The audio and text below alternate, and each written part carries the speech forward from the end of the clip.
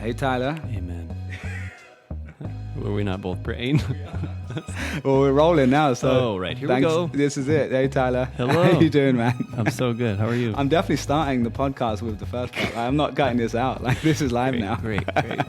Well, no, man. Thanks for being on the show. I'm so excited to be here. And you got the close-up, deep radio voice going on right now. Yeah, I like to bring my deep voice for the podcast. So yeah, man, look, we are here in New York in the Charity Water offices. And for people that don't know what Charity Water is, you can go back to episode 2 of the podcast where I interviewed the founder, Scott Harrison, in this very room. And Tyler is the head of creative at Charity Water. So right. It would be great if you could just share, what's your role here, and maybe just a high level on what the org does if people haven't heard this podcast number 2 or read the book or seen any of the videos. It would be great just to intro that.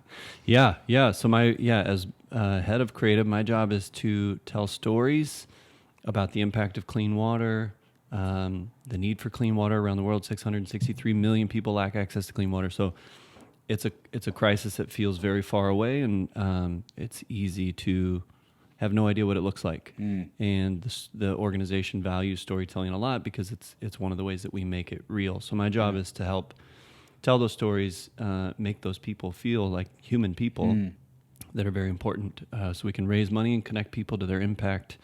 And make the world a better place. That's great, man. Well, so the cool story is that when I started the podcast, I met Scott through the podcast, and he ended up introducing me to you and Cubby, who's on the social. Yep. He's a social media guy. If you follow Charity Water on social, he's on there, and we kind of just met for lunch, I remember, and we really got on, and you guys were telling me all these cool things you were doing for the gala. And at the time I was working with big brands with big budgets, and I was just blown away by how you guys were doing this on a shoestring budget, coming up with these amazing, huge ideas and executing incredibly well. We became friends, we stayed in touch, and about a year later I ended up joining the org full time. I was there for 2 years, and I recently left again. But yeah, it's just for context for people listening. Tyler and I go back a little bit by this point, and because of meeting you, to a certain extent, the trajectory of my career and life has changed. So not to make it too dramatic, but if I hadn't, So I met Scott, and that was a big deal. But if he hadn't put me in touch with you and Cubby, I don't know if I would have ended up joining you guys for 2 years. So thanks for coming into my life. And to be on the other side, to be, when we're having lunch, to have somebody who's so interested and enthusiastic, it's part of what cultivates good ideas, right? So to be able to share that with you and Cubby in that moment would just got us really fired up. Yeah. I think that's part of the reason we get along so well. That's it, man. And I should also mention we are ping pong, table tennis partners. Phone ball, yeah. Phone ball. So maybe we'll have to do that after this as well. I was thinking, I was going to hope that you were asking. Yeah, maybe we'll get that on camera as well. That's good. It depends what time we'll get kicked out of this place. So yeah, that's the high level. So Charity Water is, a leading non-profit, really seen as a leader in the space for being an amazing storyteller, connecting the dots, and making people understand the value of where their money's going, which is a huge issue in the non-profit space. So, and as the head of creative, you have been one of the people behind the scenes a lot of the time, starting these ideas within the team, cultivating them, launching these amazing campaigns. So today we really are going to hone in on this story, this topic of storytelling. And I think anyone listening here, whether that's for your own personal career, your own company, your marriage, there's an element of storytelling that comes in everything, essentially. Yep. So I think people will really be able to take something away from it. And the other thing I was going to say is really just, that is the high level of why I think storytelling is really important. But there's a guy called Gary Vaynerchuk, who I know you're a fan of as well. And he's actually connected to Charity Water. He's one of the well members for Charity Water. He's been on the podcast, and something he said many years ago really stuck with me. And he said that business in its simplest form is just demand, supply, attention, and storytelling. And I really love that because, you can go into textbooks worth of what demand and supply means and storytelling means, But in its simplest form, that is really what a business or an organization is. You're identifying demand, you're supplying the demand, you have to get someone's attention, and then it is storytelling, because that's what people digest. So that to me really always stood out. Like, I think I heard that 8-10 years ago. And when I got into marketing, I've always just seen it as storytelling beyond what we're doing day to day in ads. It really goes to when you walk around this office, like the names of the rooms and the leaflet you get when you walk in, and every single detail has been thought about. So I think Charity Water has done a great job of that. And yeah, so why don't we just kick off by really introducing like you as a storyteller, because I know you, people don't know you yet. So you're a really talented storyteller at Charity Water, but before that, you've been a storyteller for many years. So what was your background? How did you get into this? Oh, man. I think how I got into it is a different question than my background. Yeah. I worked in advertising for about 8 years prior to this, and my job was the same. It's still about telling stories and in trying to inspire somebody to take an action or to fall in love with the brand. This just feels like a much better cause, I suppose. But for the how, I think I went on a trip my sophomore year of college to Rome. I don't even know if I ever told you this. No, I don't think so. I had a crush on a girl, and she said, let's get a group of people together and go to Rome for spring break. And I thought, I love it. And I bought a ticket, and nobody else did. So I went to Rome by myself for a week, and this is like travel wasn't Even she as didn't? successful. No, I was out there solo. So I have 1 week in Rome. I don't speak the language. I know nothing. I have no money, and I spent most of that week terrified, lost. I'm like calling collect home to my parents, crying on the phone, like this world is so big. But during that trip, I started writing emails. At the end of every night, I would write an email home and just give some updates, and it became sort of self-deprecating. And I was really just trying to make my experiences real for my friends and family, people who had never traveled to Rome at the time and I thought might not ever get to go. Yeah. So for me, it was just a way to share the experience.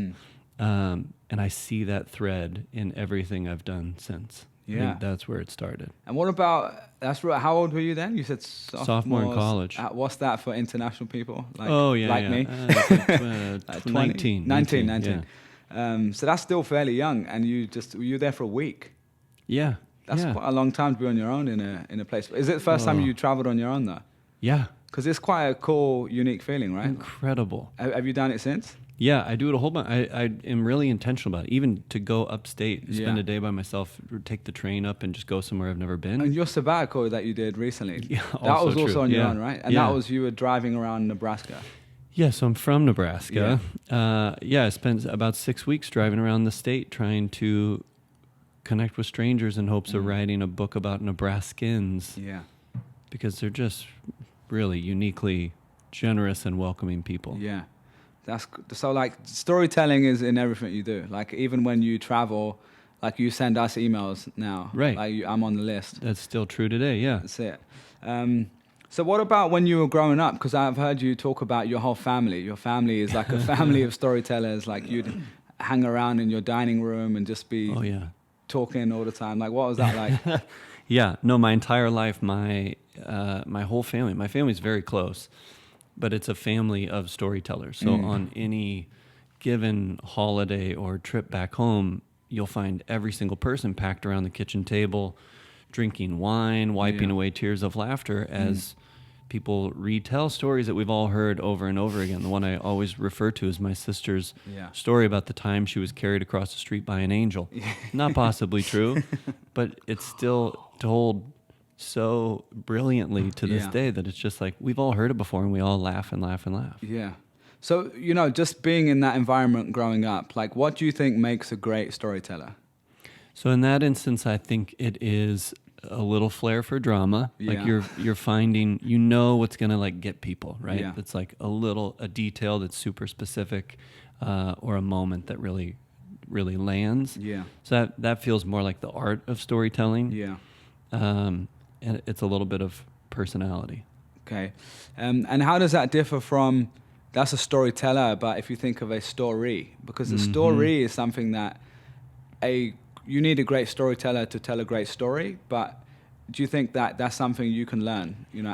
Can you create a great story if you're not necessarily a natural storyteller? Yeah, I do. I think I've thought so much about this. I do think that good stories and good storytellers are two different things. I think they're both valuable, and they're probably best when you have a good storyteller telling a good story. Yeah. But absolutely something you can learn. So much of it is foundational, and then there are little tips and tricks that you build into your process that just make you a better, more curious person. You're just absorbing details. I think that's a good point, the word curious, because I think a lot of great writers say the best writers read 10 times more than they write. Yeah. And same with storytelling. Like, you can be talking all the time, but you really need to be listening to see what else is out there to get inspiration from as well. And in the same way, when you're interviewing somebody or you're putting together questions for a story, especially for us when we're in a rural community, you just can never be sad. You have to be so hungry for more questions, and you have to be asking yourself the same questions that people are going to be reading when they read your story or hear or see your story, because those are the details that matter the most. Yeah. So you talked about doing interviews in the developing world, and that's part of what you do here, right? Mm-hmm. So, could you paint a picture of what that looks like? Because right now, I think Charity Walk works in 24, 26, or has worked historically. It's working in 22 right now. We just upped now. the numbers. Yeah. We're growing like crazy. Historically, it's over 30. Over 30 by now. Wow. So, I mean, you've traveled to. Do you know how many of those you've been to? I right know, this point? 10 More or 12, than 10, yeah. 12, right? And these are countries that are, parts of the countries that are very rural, right? Mm-hmm. Like, and most places there don't speak English, I assume, right? Yeah. So how is that different for you when you're going there and trying to capture a story of a young girl or a young man or a elderly woman? Like, how does that differ from what you've been used to doing it here in the States? I think part of it is relationship, because with a language barrier, you have fewer ways to create intimacy with somebody. I can't talk you into feeling comfortable. Even if I'm doing it, even if I'm saying the right things, it's going through a translator. In some cases, it's going through two translators. We were in like a really small community in West Africa, and we had to recruit this kid who could speak the local language. So my translator could turn my English to French, and he could turn French to something else, and then this person could turn something else into local language to this little kid. By this point. It's like, who knows what they're hearing? Yeah. But I think there are little things in your body language, your chemistry with the person, ways that you build trust outside of the language that make a huge difference. Do you think that's something you've naturally had, or are those things that you've picked up over that people have taught you? That ways to build rapport with someone quickly and that sort of stuff? I think it's both. Some of it is from a very early age, I think, just as like a way to protect myself, as like a survival instinct as a young, scrawny, not handsome person when I was little. All right. It was like making people laugh made me safe, right? I wasn't a target. Wasn't your friend, but you kind of liked me. So I think there were little things I learned from an early age that were like about building comfort. Trying to make people feel comfortable. Were you like the class clown? Definitely. Yeah. Or was it like a coping mechanism, or just kind of like how you naturally were? Yeah, it was I don't think it was coping. I think it was just like trying to find my place, my voice, like try to figure out what people liked. I think part of the reason that trip to Rome was so beneficial is because I was truly by myself in a place with nobody to impress. And I was I got to find out like who I am when I'm alone, when I'm not trying to chameleon into a friend group. That's a good point. But what was that like? Because we touched on it slightly when you mentioned it, but just like, do you remember what happened when you landed there? Like, what was it like being alone for the first time there? It's painful. Any sort of like that sense of solitude is really uncomfortable, right? It's just something we don't experience all the time. So I think that was off-putting. Not speaking the language. I just had no friends. I had nobody to share anything with. So it's like you're scared, you're lost, you ran out of money, or you got pickpocketed or nearly pickpocketed. Like, did that happen? Yeah, I was nearly pickpocketed. I was nearly pickpocketed, and then I was swindled on the street in like one of those games with the 3-card Monte. You fell for it. Oh my gosh, my only $20, and I was like, "Oh, you idiot! It's obviously that card." Yeah, and then, boom, my money's gone. And but where did that start to turn around? Where you started to enjoy it? I think the point that I started sending emails home and seeing people respond and be like, "Oh my gosh, that's hilarious," or "Thank you for sharing this," or "So colorful." That's when it started to feel like, okay, maybe this is my outlet. This is how I share it. Cool, man. All right. Well, I feel like we could talk for 2 hours just about that. So for the sake of time, we'll kind of move on to stuff we've talked about before, and you've talked at the Brand Partner Summit, which my team used to do here. And we talked about storytelling and how brands can take some of the lessons from your experience.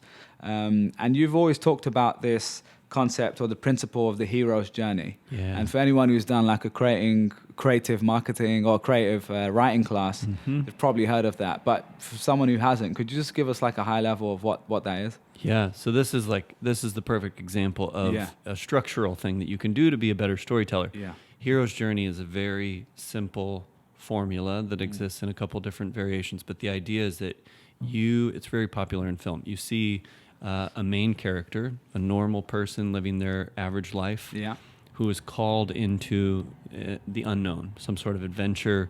It is something they can't do alone. They're going to meet a guide, a mentor, somebody who's going to help them go on this journey, who's going to give them the tools or the knowledge they need in this pivotal moment to make a decision that it leads to like a for better, for worse situation. Yeah. And then they come home forever changed. So a good example, Finding Nemo. Yeah. You have Marlin, who's this father of a fish, this little rebellious fish who wants to go explore the world. One day Nemo disappears. Marlin is called out of his comfort zone into this wide world. Yeah. He has to go explore the ocean. He can't do it without the help of a fish named Dory. Teaches him to just keep swimming. They encounter sharks and turtles. They swim halfway around the world. They find Nemo. And they return home forever changed. So you see that time and time again formula replicated. Yeah, hero guide, but it's called the hero's journey. So Star Wars is another one. Star Wars is another one. Yeah, Luke Skywalker, normal guy living on his ranch. Yeah. Suddenly the galaxy's being oppressed, called into this adventure. Yeah. Defeats the Death Star, comes home forever changed. Is it really hard for you to watch movies now and not? It's not hard for me to watch movies. It's hard for people to watch movies with me. Yeah, because you're like, that's the part. That's the bad guy. Yeah. And is it quite common that, because I don't know enough about the hero's journey, but I've only heard it really from you and YouTubing it a few times. It seems like the most common story, like the outline of a story, especially for movies. Yeah. Yeah. Once you see it everywhere. Yeah. And it is, I think there are really obvious examples like that. Shrek and the donkey, or Frodo and the wizard. Yeah. I get the Hobbit confused with Lord of the Rings, with Harry Potter, all of them. Anyway, they're all applicable. Yeah. But you see the same formula replicated outside of film too. You see it in advertising, political campaigns. Like some of the advertisers, I think, are some of the best storytellers, because they get that it's like education and entertainment. Yeah. But in those cases, it's often not. The hero isn't like your political figure, and it's not the person in the commercial. That main character is usually the guide, and you, the viewer, are the hero. So Donald Trump, for better or for worse, is trying to get me as an American citizen to a better future forever changed. Jenny Craig is trying to get me as a weight loss enthusiast to a better future of myself forever changed. It's the same idea. Damn, man. I know. Okay. So I'd love to, see how that applies to, this is a business podcast technically, but really it could apply to, you're starting a nonprofit, you're starting a business, you're trying to sell a product, you're trying to advance in your career, you're a salesperson, you're trying to get investment. All of those contexts require some sort of storytelling, as we talked about before. Do you feel like the hero's journey is something that is used in those formats too? Like if I was selling you maybe we should move away from chai to water for a minute. But if I was selling you this microphone stand, like, is that something that an advertiser does subconsciously or consciously normally? I think consciously. Yeah.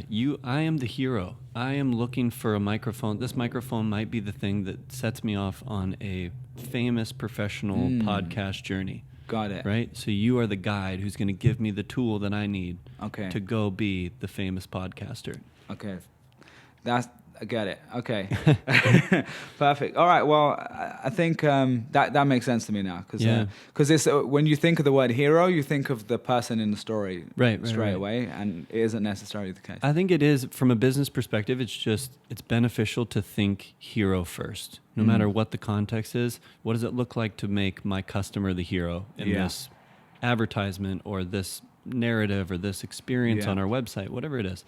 And then who's playing the role of the guide? Yeah. It's usually you as a brand. And I think the thing that a lot of brands get wrong is they think of themselves as the hero. They make it about themselves. Yeah. And it's not. Your product isn't the story, buddy. It is the way that your product benefits me, the person who uses it. The customer, the hero in that narrative. Yeah, exactly. I remember Scott, the founder of Charity War, often when we were getting ready for his speeches and, he would be rehearsing and looking at his slides, he would often just, if it was someone else doing it too, he'd be like, no, rephrase that. It's not about you. It's not about Charity Water. It's not about all the listing off all the great things Charity Water has done. Because it's not really. It's about the 12-year-old girl who's raised money from a lemonade stand. Exactly. Or it's the person who's ridden across the country on a bike to raise money. Yeah, or it's the person in the field who is now providing for their kids because they've got clean water for the first time. Yeah. So they're the heroes. Exactly. Am I getting it right? Yeah, it's applicable in every case. With a beneficiary, somebody who just benefited from or stands to benefit from clean water, that person's absolutely the hero.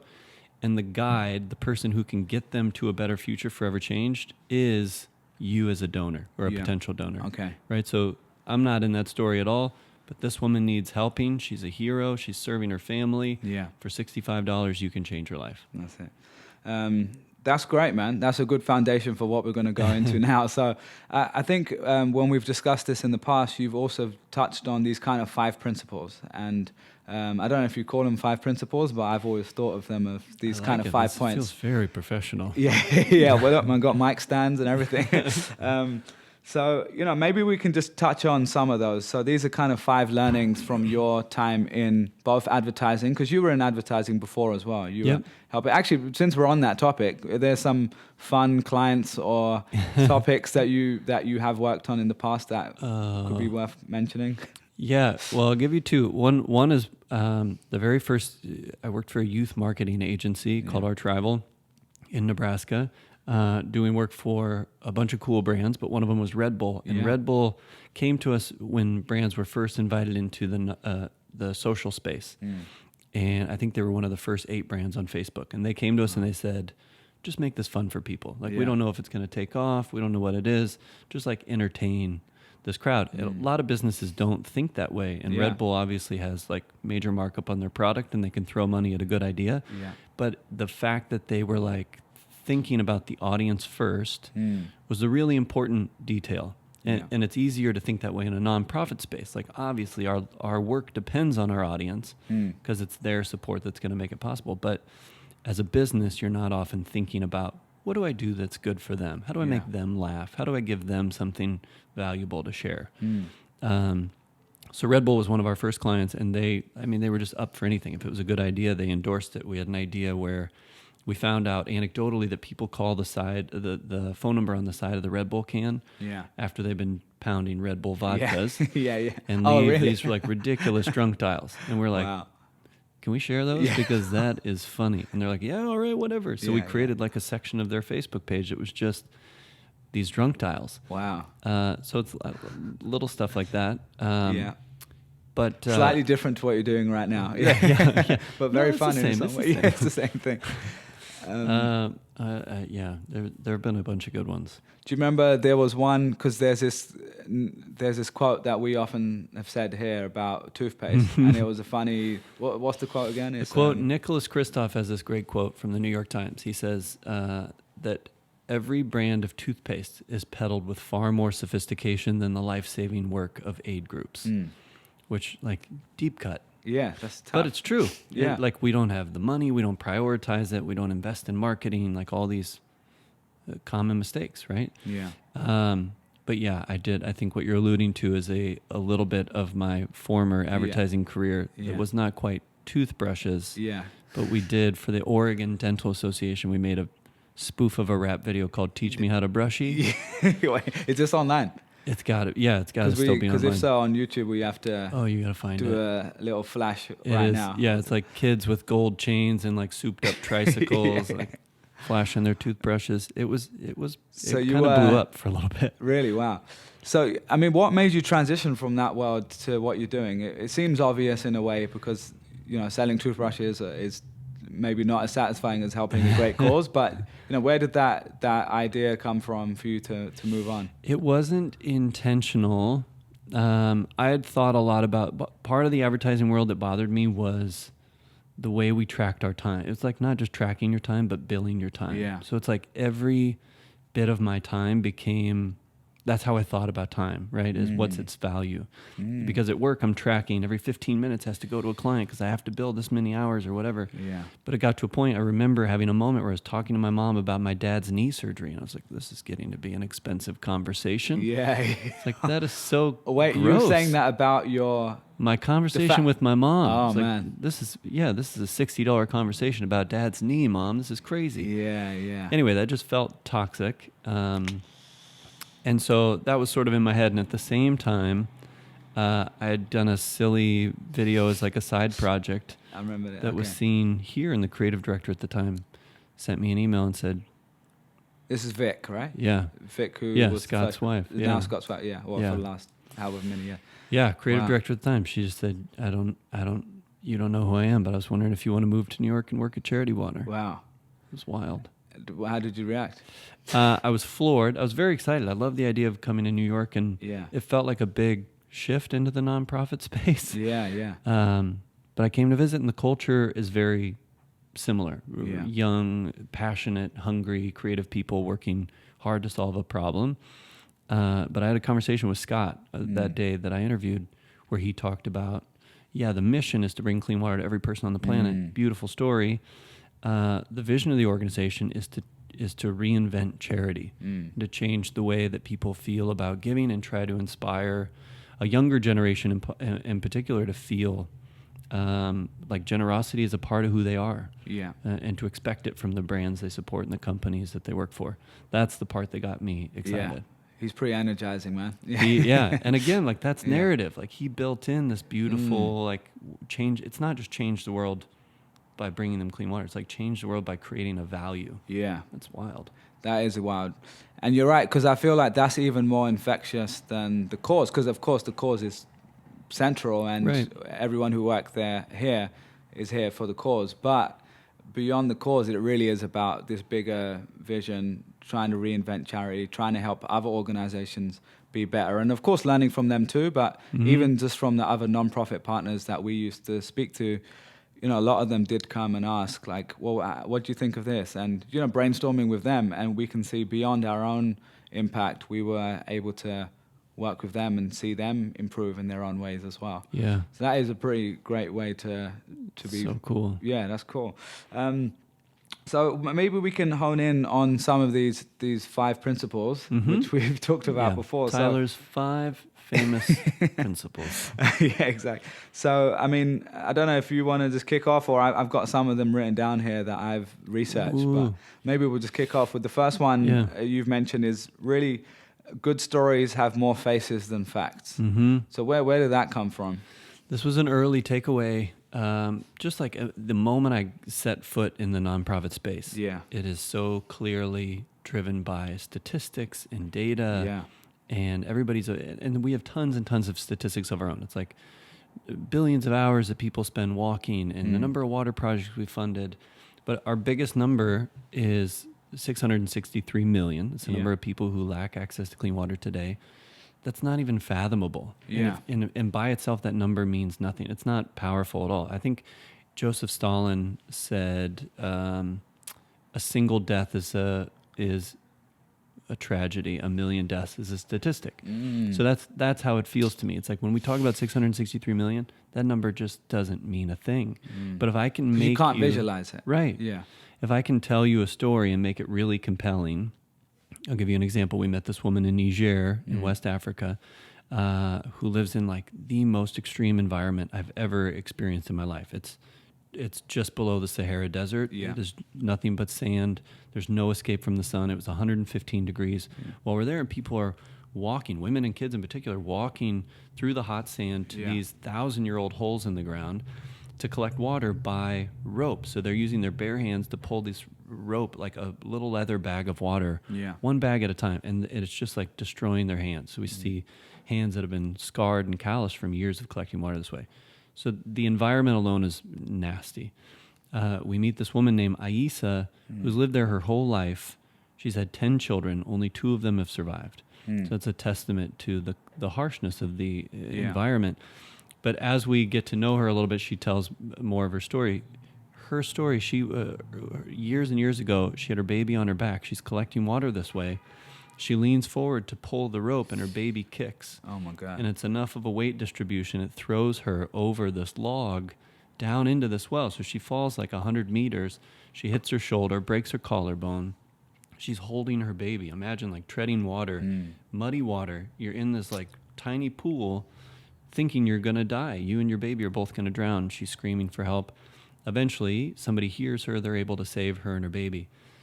But it doesn't change the fact that she has to come back to this water source every single day. So this is like probably one of the most dramatic stories I've heard. But to me, that's the way you make it real. If I think of Aisa as 1, I think of her daughter as 2. Yeah. I think of that community as 550 people. Yeah. Now, like I don't even need to be able to picture what 663 million looks like. 550 alone is a big enough problem. Yeah. It's like that combination of the 2 things is what makes it really real. Yeah.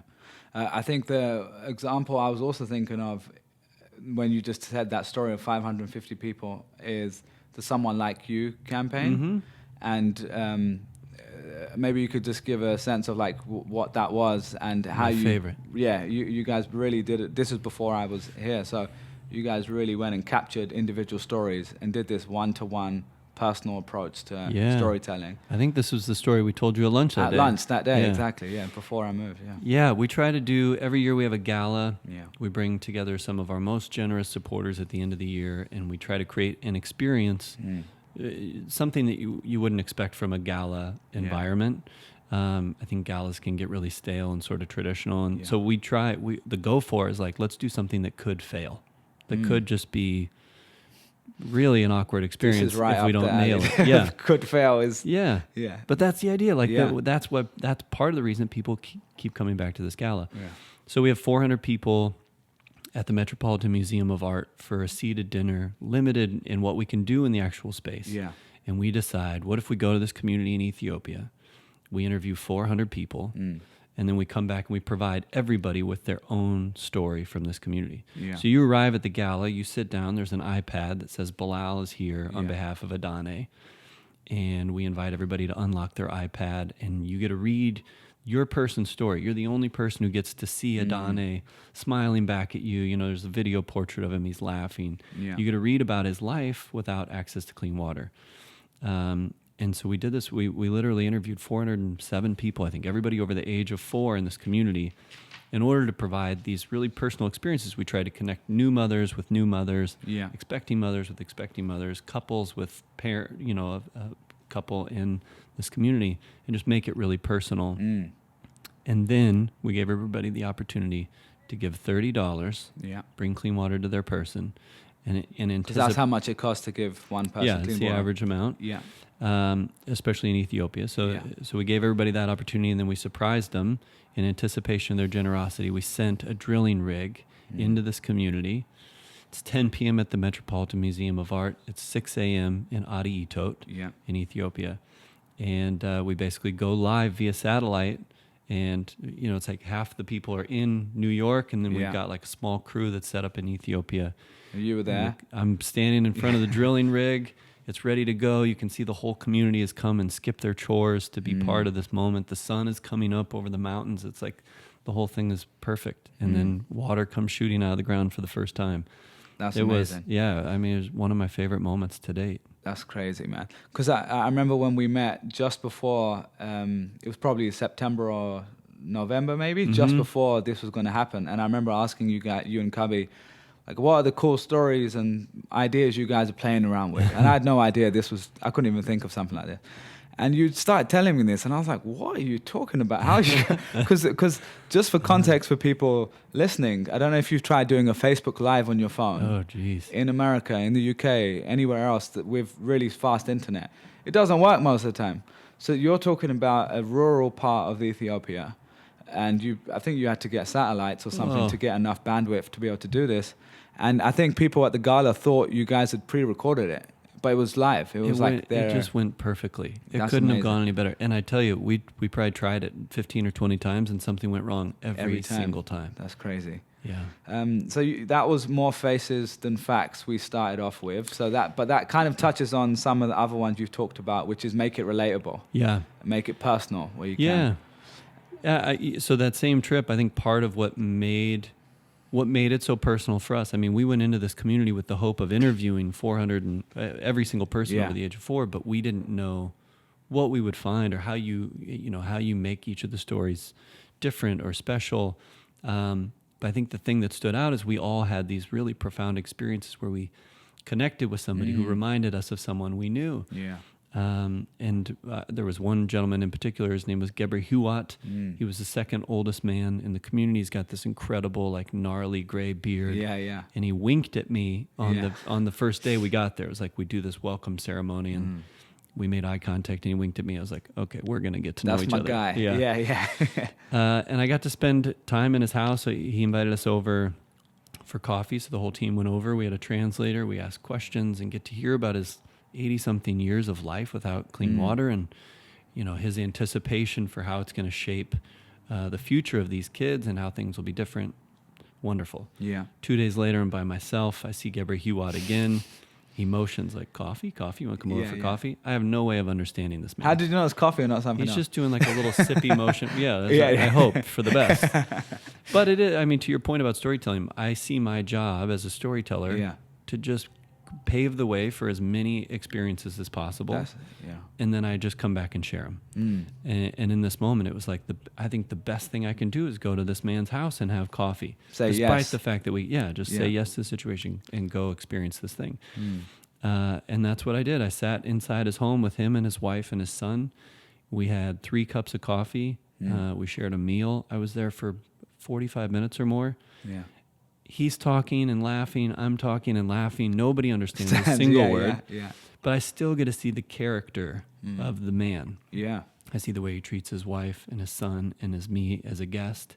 And in the moment, he just reminds me so much of my late grandfather. I was almost emotional in the moment. Like it was just a real connection. And at the end of the day, that's what I shared with the team. I met this guy. It was just like, it gave me chills. And everybody had a story like that. And I think in finding a way to make those stories relatable for people who relate to them, you eliminate that distance. You know, it's like, this is a world that is so far away. It's hard to imagine. It can feel in a second. You know, I come home right back into the grind. Yeah. You know, you're taking the subway. Yeah. It's like the day is too short. Yeah. You don't have groceries in the fridge. Like all these normal hassles of life. You forget, and it's gone. It's far away again. Yeah.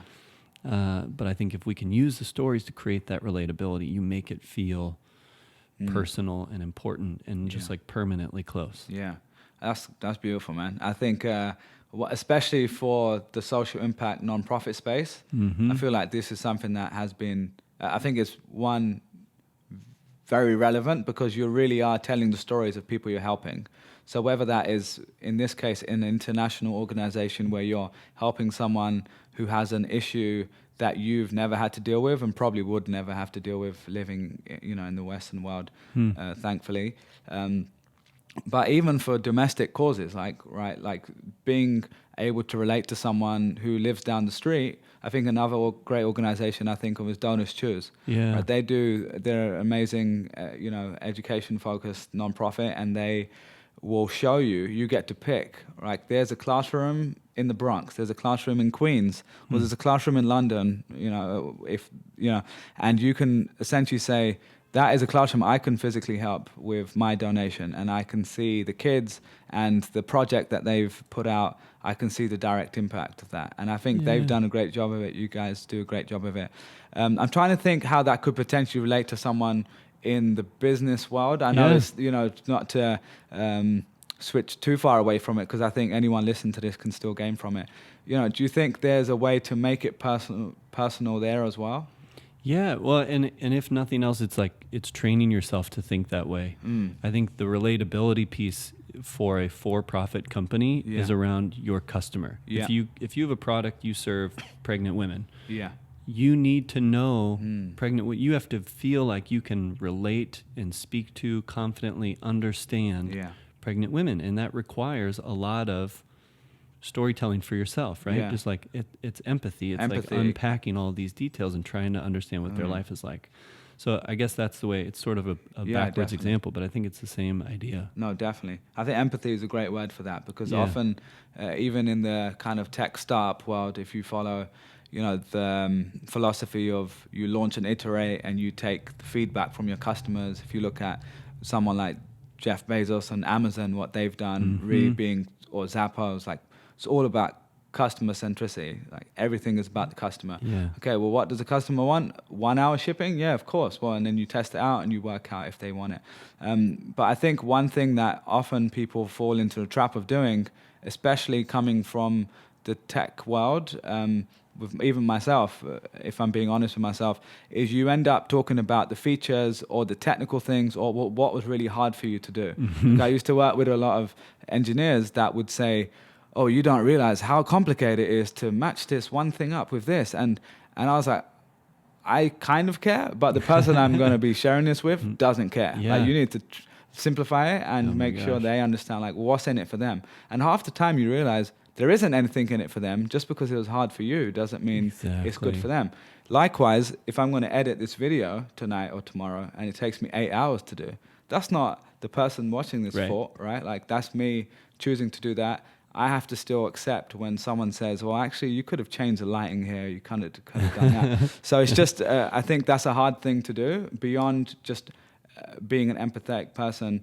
A lot of that is a mentality part of like ego as well, because you can say, I spent so long doing this. I went all the way to Ethiopia and I told you how dirty the water is and how many people died, but you didn't make that person who you're telling the story to understand like why does it matter to them, right? And I think that's something difficult to get right for everybody. I think especially if you are building a product, a digital product, the time that goes into badging or whatever, you create some little thing that to the customer is little. To you, it takes months and months and months of work. And it's like, guys, full list email, let's tell them about the badges. And it's really the equivalent of being like, hey, our airline now has new yellow seatbelts. Like, I don't care at all about the color of your seatbelts. It sounds like someone was having a conversation about badges recently. About the spring. That might have been an example.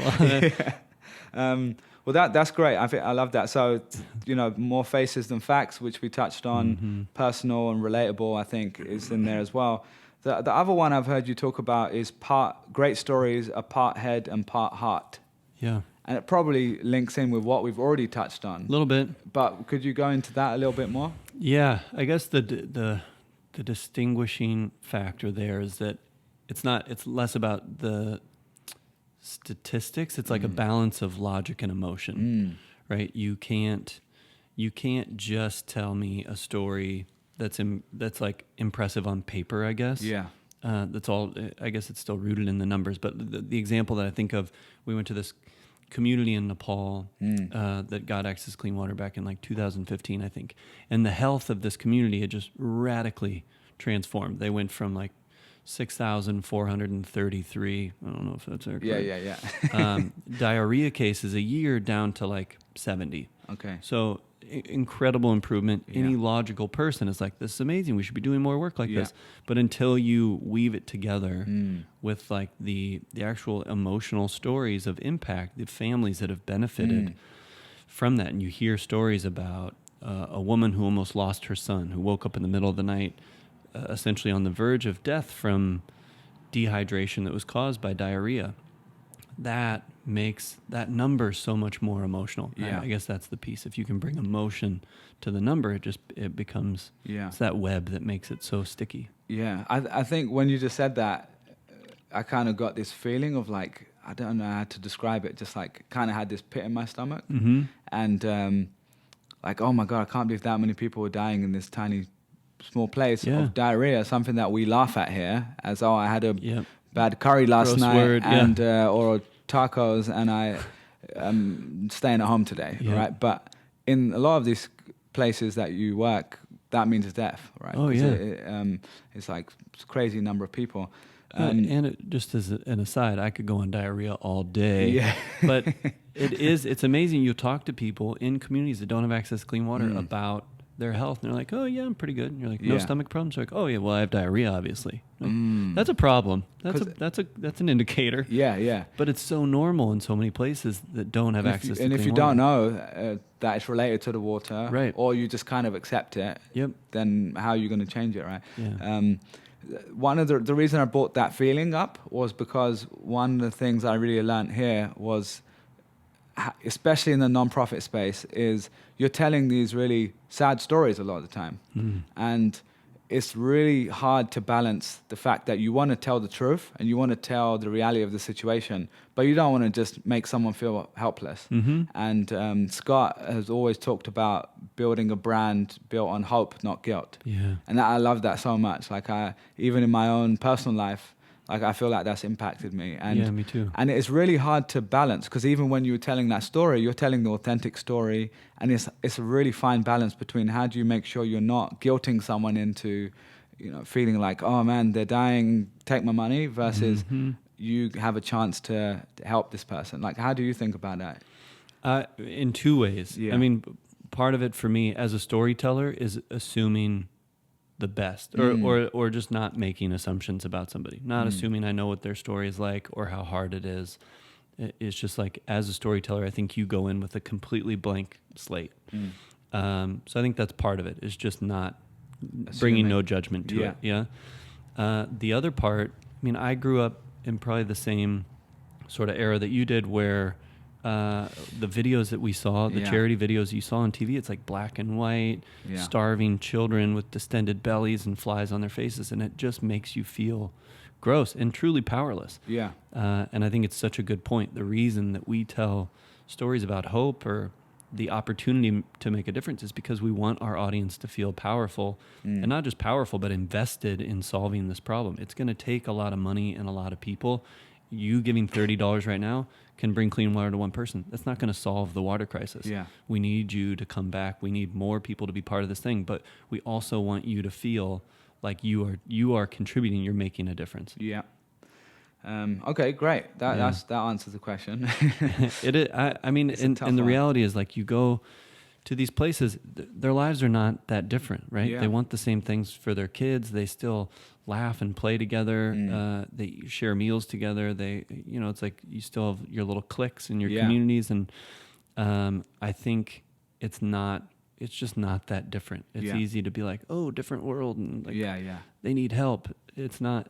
People are very happy. They have incredible lives, and they don't know the negative effects of dirty water sometimes. And it's not like it's not a helplessness. Yeah, that's a great way to put it. Because I feel like often people that we look at as like, oh, they don't have clean water, a lot of those people might be happier than a lot of us in many ways, beyond things that they don't realize that are really negatively impacting them, or things that are out of their control.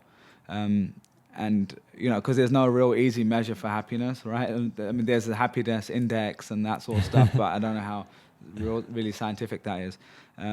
But yeah, so sorry to get off topic. No. So I think that's a great way to segue into the last couple of points, which is you've talked about giving context. Great stories give context, which sounds quite obvious when I say that out loud. But could you give an example what you mean by that? Yeah, the very first trip I took with Charity Water was to Cambodia. Yeah. And I was so naive and new to this, all of it. I had never been to a developing country. I'm just like in way over my head. But we get there. I see water's everywhere in Cambodia. It's just all contaminated, often like visibly, almost like rust colored, right? Yeah. And chunks floating in it, like water that you and I would never ever drink of, giving to somebody that we love. The solution that we provide in Cambodia is called a biosand filter. It's a big concrete box. It almost feels like a science experiment. It's not sexy. You put sand and gravel inside, and you literally pour the rust-colored water in the top, and clean water comes out the bottom. So it feels like magic. And I got there, and I saw that, and I was like, pack it up, guys. This is the story. Like, this thing is transformative. It's incredible. Let's do it. But I still didn't know the value of water for people who live in this place. And we met a woman named Kuhn Leap who had purchased a cement lining. She had an unprotected well on her property, just a big hole in the ground. Somebody told her that if she lined it with cement, that her family would stop getting sick. So she took out this massive loan to line it with cement, $1,000 loan, and in hopes of making her family healthy. That obviously didn't work. It's still open, unprotected source. But $1,000, it's a ton of money, right? Yeah. We don't know.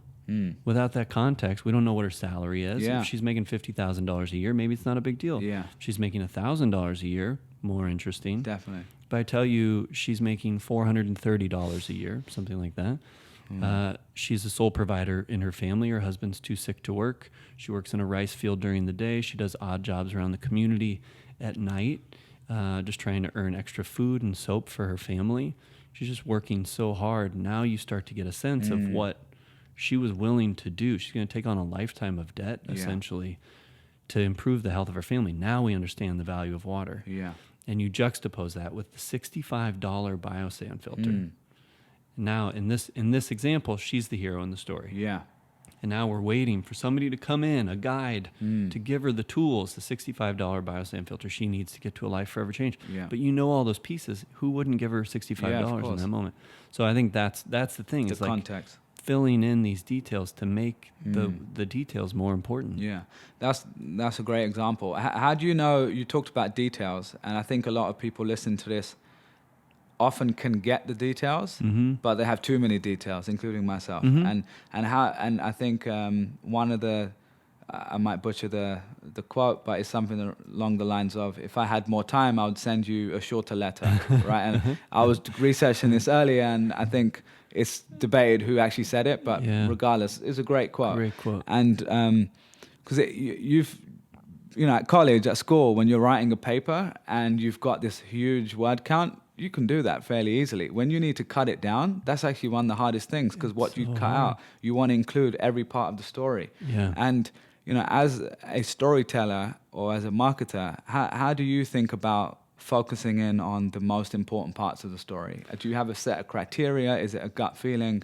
How do you usually process that? I think so. I think there's a part of it that's intuition, but I think as a storyteller, in pulling the pieces together, you're just infinitely curious. You're never satisfied. And you're pushing further, and you're thinking about new directions and asking questions that you wouldn't even normally ask. So about where did you and your husband meet, or like what was your first nickname for each other? Just trying to spark new directions and seeing what comes out of it. And then the rest is intuitive. But I think storytelling, the act of storytelling, is editing. I think about like a video frame, or the first time you go to a new place, right?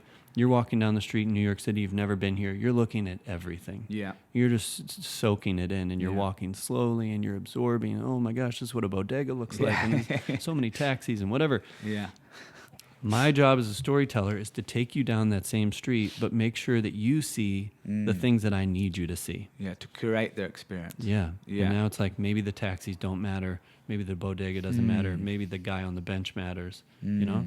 So it's just picking the pieces when you put it all together that gets you the tighter story. I guess the tough part is that in a world where you're essentially connected to everyone almost instantaneously, and everyone's needs are different, to be able to do that as close to personalized as possible is, I think you have the overall narrative, which is maybe broader, But the great thing is the way you guys did someone like you captured 400 stories. You had the empathy, or you developed the empathy for the 400 people in the room, and you were able to do that one by one. Yeah. I think a great example of how you scaled that, because that, someone listening to this is thinking, well, that's an amazing idea, but I probably can't do 10,000 individual stories for all my customers, or a million, whatever that number is. I think I'm just trying to think beyond, social impact, because of course that's really important, but a lot of people listen to this aren't in this space. So I think the beautiful thing in today's world is you've got the signals there for you as the storyteller, right? You have the fact that your audience, let's say you're targeting and sharing stories on Facebook or on YouTube, you can cut up your audience, and you can target by, if you're doing ads, you can target by region and by demographics and interest. And it's something I'm actually trialing right now with the podcast. I'm cutting up these videos and I'm saying, okay, I know someone who's interested in this might be interested in this message, so let me just test it out.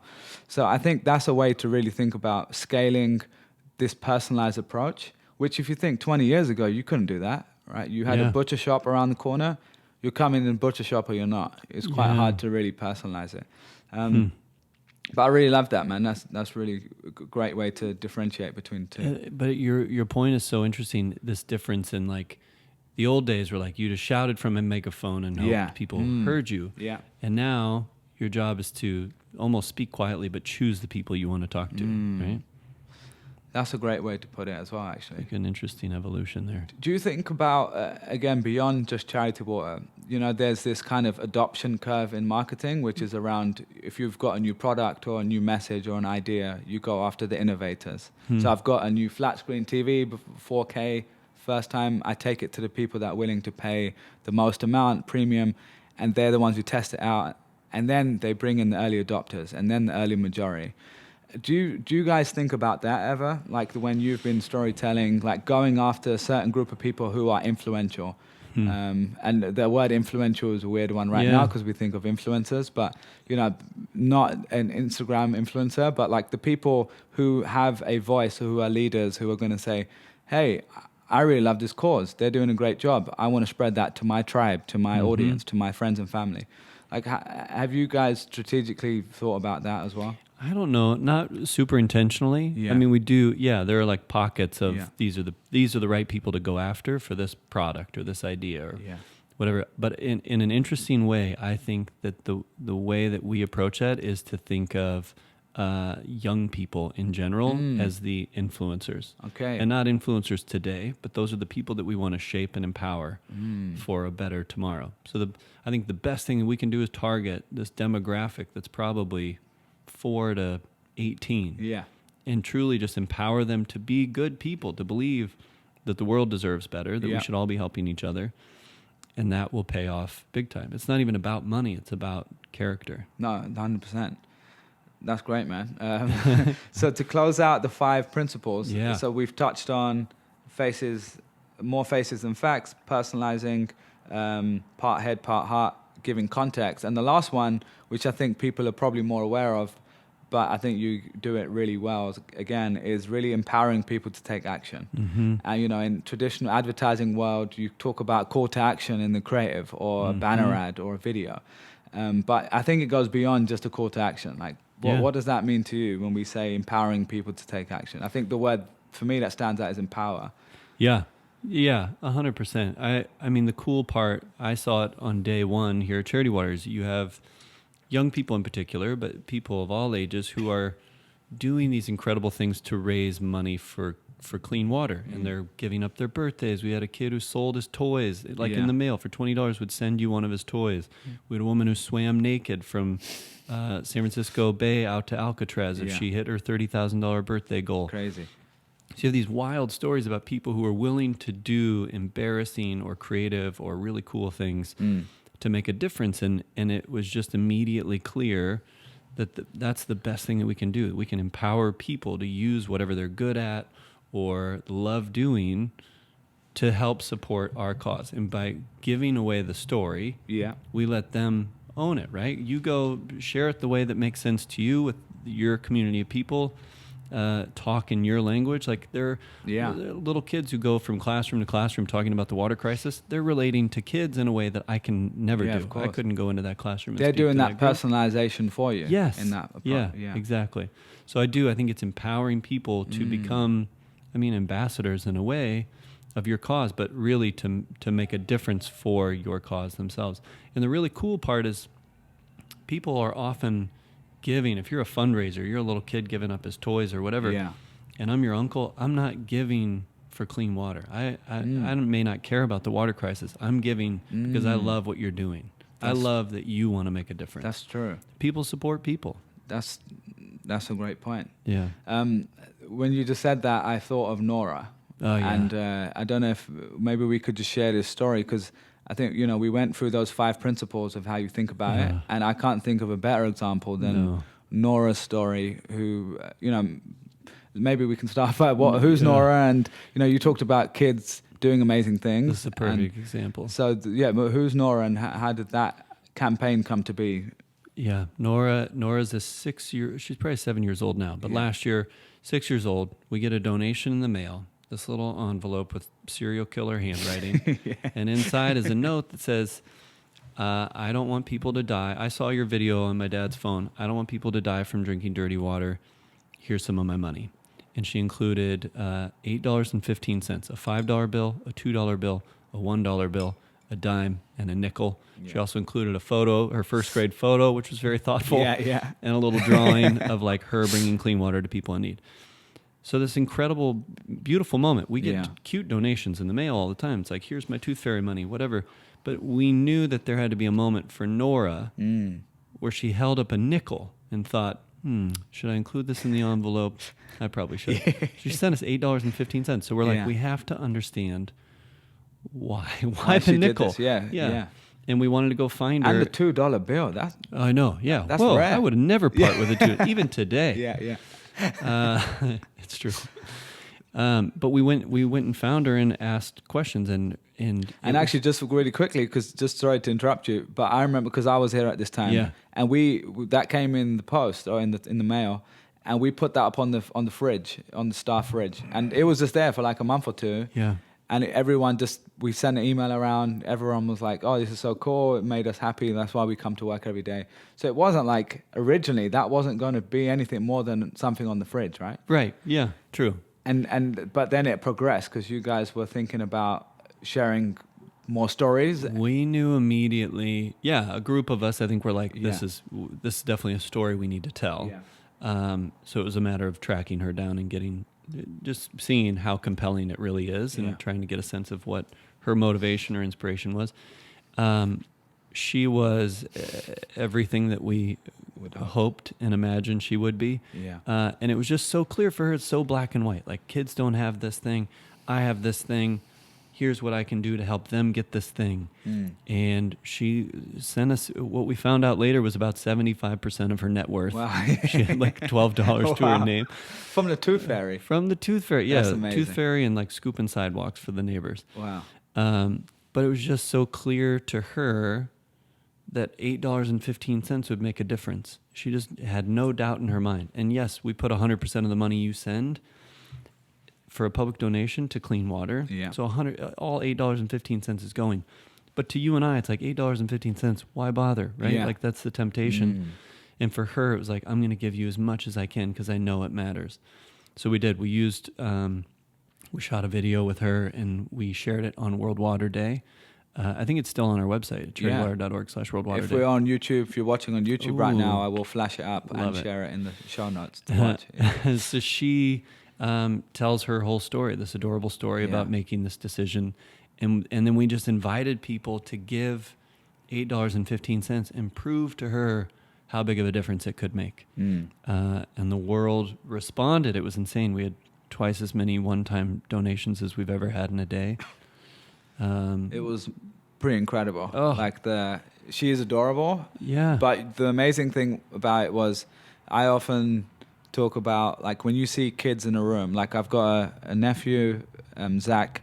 It's the first, grandkid in our family for my parents, right? And I was at home for Christmas, and we can be arguing and shouting and screaming, and all of a sudden he just comes in the room and everyone lights up and you completely forget. It's just weird biological thing, I don't know. You're And, right. you know, obviously they're cute, but it's just like, it brings you back down to earth. But when someone like Nora, who's only 6 years old, I'm trying to think if Zach did that when he was 5 or 6.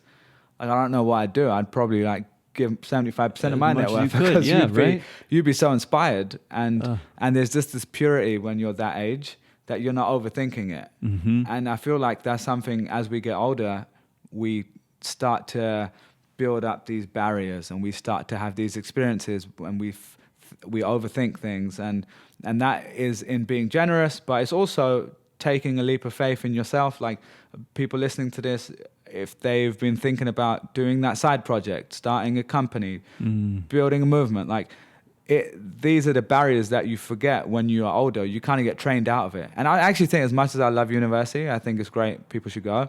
But I really think university, like I studied business and economics, I felt like I was better placed to start a business before because I did, because I didn't overthink it. And now, after many years of being trained, you just overthink things. And at that age, it's so pure. And I love that. Like that story of Nora just reminds me that, okay, she's keeping it so simple and it's so pure in her head. And that's something we can all hopefully take from it as well. And she, you're right. It's just so pure. I think going back to the hero's journey, she is the guide in the story. And you are the hero. You as the viewer, you are currently, you have the opportunity to step into this new life. Be generous. Give $8.15. Let Nora show you how to get to a better life, forever change. She's a role model for generosity. Yeah. That's amazing, man. Yeah, so I will definitely share that clip if it's still online. Yeah. And if you're watching this, please take 2-3 minutes to watch that because it is definitely brighten up your day. And hopefully you can donate in her honor as well. She asked people to donate $8.15 like she did. Yeah. And so that's. I mean, thanks for wrapping that all up. I think that's a perfect example to wrap up all those 5 principles. Just to close out, I'd love to really, focus on someone who's listening to this. Hopefully, there's already lots of actionable things that people are using those principles to think about stories they're coming up with. But a big problem in organizations, whether that's your own company or your employee, or you're in a startup or you're a big company, it takes more than one person to come up with stories and work in a team and convince people that it should be a priority. So from your experience working with companies on the agency side and working here, are there some tips you'd say for people if they feel like they want to prioritize and other people aren't? Like, what can they potentially do? Oh, I think part of the thing that advertisers do really well is tell stories with intentionality. It's knowing how I'm going to use that story, where I'm going to share it, what I'm going to ask people to do. I'm going to give people an actual takeaway. So many nonprofits are telling incredible stories, but it's like, you can help. Go to our website. It's like, that's not inspiring. I need a direct connection. Nora's $8.15. You want me to give $8.15? That's it. There's like some connective Make tissue. It easy for you. Yeah. So I think a lot of it, for me, is tied to intentionality. I think you have to invest in it. It's like marketing. It really, it matters so much, but you can't just like farm it out to somebody. Yeah. Like for us, we have people who travel to visit our partners all the time, but they have master's degrees in public health and like they're good at other things. To ask them to tell stories is a different skill set. Right? Yeah. Yeah. So I think finding the right people to think that way is also important. And now in your role, you're the head of creative right now. So like, and in your days working in agency world as well, you've had to go and find people. So this sounds like quite a tactical question, but where do you find talented storytellers? And I love the story of Vic, the old creative director, finding you, because she wasn't just like going on a job board trying to find someone. She was like, let me go and find someone telling stories for fun, because you were doing that for fun and your other work. And she managed to find you. And I think there are a few examples of that. So, how can people, if someone's here thinking, I really am inspired by this, I think I've been missing in my own company, I haven't been prioritizing it enough, I need to go find creative people and great storytellers. Where can they look? And like, what's a great way for them to do that? Oh man, that's I mean, from like a actual resource, Yeah. like staffing thing, it's hard. And I mean, we're hiring for a position now and I'm looking at Yeah. resumes. It's not immediately identifiable. I do think so much of it is character. There's a lot that's built on authenticity. Yeah. Like telling stories for the right reason, right? You're not necessarily throwing someone under the bus to get a laugh, which is tempting. Yeah. Or I don't know, marginalizing somebody to make something else look more impressive or make yourself look more impressive. So again, I think it's a lot about character. Yeah. The best, Looking out for that. Yeah. The best storytellers I know are you feel it, right? When somebody's talking, you're like, gosh, I want him to tell another story. Or like somebody interrupts and they're like, no. Let him finish. Let them finish, yeah. Or you're in a group and you're recounting what happened last night, and you will say, no, let him say it, or let her say it. You tell it. Let them tell it, because they're going to tell it better than me. Yeah. You know? All right, that's good. That's a good thing to be aware of, I think. And I do like the intention of it. Like you said, like someone who's doing this for fun, right? Like someone who's going, and nowadays people are doing this. They're putting stuff on YouTube. They're putting it on their blogs, on whatever people are using, Instagram. And that to me is, sorry, I sounded so old there. Yeah. What are the kids using nowadays? But whatever they're I use using. Instagram just MySpace. about. Yeah, exactly. But no, I think that's probably a great place. Just actually, instead of just posting a job listing, like go and find where are people telling those stories. They're telling them online, and we've never had that opportunity. 20 years ago, again, we didn't have that. So, if you're listening to this and you're thinking, I need someone, just be curious and go and seek out those people, and you'll be surprised how many talented people are just posting funny videos and doing fun stuff online. Honestly, study the people that you know that captivate you. You find if you love a podcast, if you love a TV show, or like a newspaper reporter or whatever, whenever you're gravitating toward a particular type of content, dissect it. Try to figure out what makes it good, what makes this person unique at what they're doing. Yeah. There's so much personality in writing or editing video or editing audio that says a lot about the storyteller. That's true. So much of it is editing. Yeah.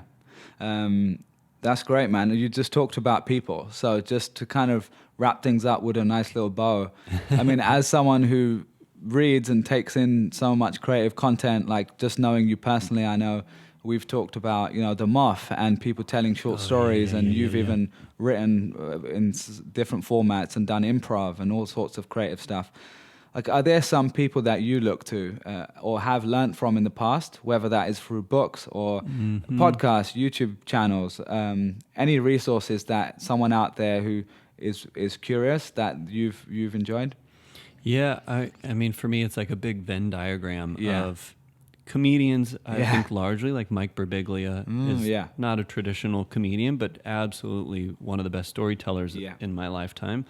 And again, like to look at the way that he tells a story and just start from here and to get to here and have these moments. It's almost like you make these big loops, but you're always on the same trajectory moving forward.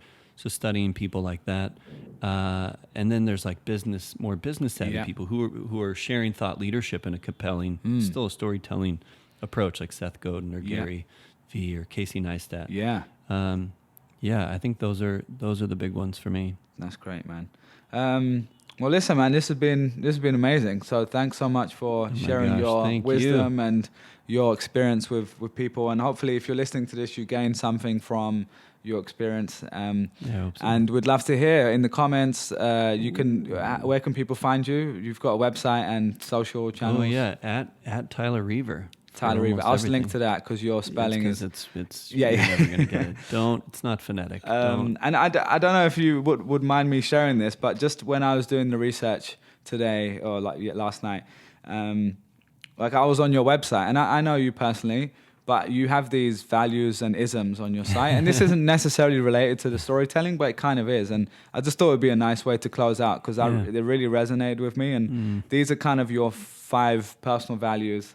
I think it just after listening to you for over an hour, these were some of the things that I thought, well, like, you're a great storyteller, but overall, man, you've got something beyond just a storyteller. Like, you're a great person, and you've got these deep values that I think make you a great storyteller and down to earth. And you've written things like say yes, like you live your life like that. Like I know some of the crazy things that you get up to, and going on a trip of Nebraska and doing these sort of things. And when you're in those situations, especially as a storyteller, you mentioned it several times today, someone invites you, you generally say yes. My gosh, if you want to become a storyteller, take an improv class. That's a great, I mean, that's where that philosophy comes from. And you just learn to listen and build. Yeah. And then the other couple of things which I really loved, you talked about assuming the best in people. I mean, it's so easy to kind of forget that like most people generally are great people and want good for you if you can translate it to them properly. And then I love that you mentioned like being generous with the credit and the thoughts that you give. Like, and just knowing you, working with you, like you have probably the best ideas of the people normally in the room, but you always give people room. So I think if you're a leader listening to this, or you're, working with other talented people, like just giving them room and giving them the credit they deserve, I think is such a great value to have. And then this one was my favorite, actually. The call is overrated. Resist the urge to impress others. Where did you come? Did you just think of that yourself? Or? Yeah, I mean, that came from a lifetime of trying too hard. Trying to be cool? Yeah. I had a buddy in college, also my sophomore year, who would just like, if he found clothes on the ground, those were his clothes now. If you left food on a plate, it was in the trash, he would eat it. He was just no ego. Yeah. And he was the coolest guy I knew. That's the funny thing when you get older, you realize the coolest people are the ones who aren't trying to be cool. Yeah. That's a great... Infinitely cooler. And then the last one is to say thank you, and that's a great way to finish off. And to say thank you to you, man. Thanks for coming on and sharing all this. And really, truly, like working with you and the rest of the team, I learned so much about storytelling and being authentic and telling positive stories. And I thank you guys for allowing me time to be here and do that with you. Thank you. Thank you, man. Beautiful full circle moment. Appreciate it. And then if you're listening to this, as I said before, you can go to episode 2, which was filmed and recorded in this office with Scott. And we didn't go into the full Charity Water story today because I've already done that. And Scott's written a book since then called Thirst, which you should also go check out. It's a New York Times best-selling book. And I will also link to an incredible 20-minute video called The Spring. And if you watch that, you'll get the full story. You understand what Charity Water does, and hopefully you'll be inspired to join The Spring, which is a monthly giving program at Charity Water. And hopefully you can join Charity Water and the great work they're doing here and helping people get clean water. So thank you, man. I appreciate it. Absolutely. You should go get you some food now. All right. Cheers.